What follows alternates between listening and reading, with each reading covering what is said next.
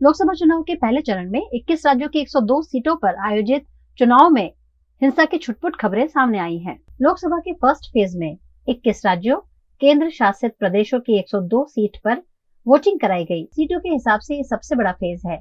सुबह 7 बजे से शाम 6 बजे तक नागरिकों ने अपने मताधिकार का प्रयोग किया। लोकसभा चुनाव के चलते देश के प्रधानमंत्री नरेंद्र मोदी ने सभी से वोट डालने की अपील की। उन्होंने हिंदी, तमिल, मराठी समेत 5 भाषाओं में ट्वीट भी किया। वोटर टर्नआउट ऐप के मुताबिक दोपहर 1 बजे तक सबसे ज्यादा वोटिंग त्रिपुरा में 53.4% हुई। सबसे कम वोटिंग लक्षद्वीप में 30% हुआ। 21 राज्यों में वोटिंग का एवरेज 40.17% है। वोटिंग के दौरान मणिपुर के विष्णुपुर में फायरिंग, बंगाल के कूचबिहार में हिंसा और छत्तीसगढ़ के बीजापुर में ग्रेनेड ब्लास्ट हुआ है।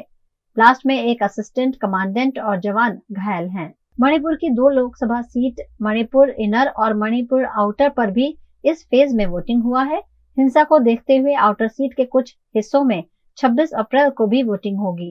इस फेज के बाद 26 अप्रैल को दूसरे फेज की वोटिंग होगी।